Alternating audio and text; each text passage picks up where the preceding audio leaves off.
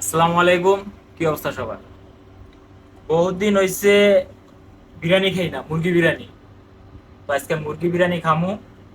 এই জায়গায় আছে আদা, রসুন, পেঁয়াজ, টমেটো ও মরিচ। আর এই জায়গায় আছে মুরগির মাংস। তো এতদিন আমি ফাঁকাইতাম, তো আজকে বায়ে ভালো বিরিয়ানি ফাঁকায়, তো আজকে বায়ে ফাঁকাইব ইনশাল্লাহ। ইনশাল্লাহ।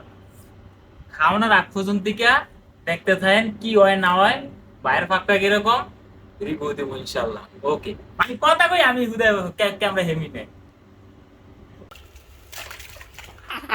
মশলা হলুদ দিয়ে দিলাম, জিরার গুঁড়া অল্প করে দিলাম, খাঁটি সয়াবিন তেল, এই দিলাম লাড়া, খায়া সবাই কইব খারা। এই যে লাড়া দিতে আসি, লাড়া দিলে লাগবো না, মাতিলাম।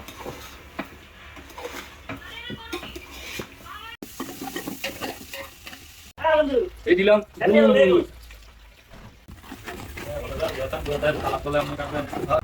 কাটিংটা কে করে? না না, খাইতে খাইতে যাচ্ছি।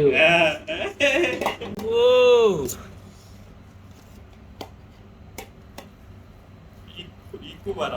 ইকু ইকু পর্যাপ্ত ইকুইব।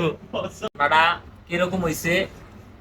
বাইরে ফাঁকাইছে গরমে, তো অনেক কষ্ট হইরা কইছি রিভিউ দিমু দেই দিয়া।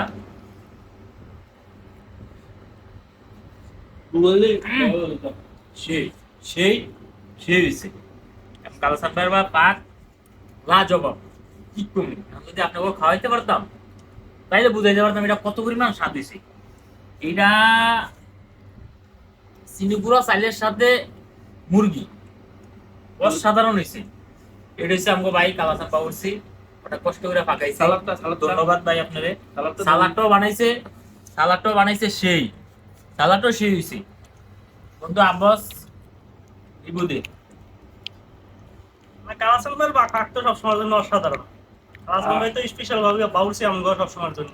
বিরিয়ানি ভাগ হোক বা একটা খিচুড়ি ভাগ হোক, কালাচামের আমি নিয়ে আসি।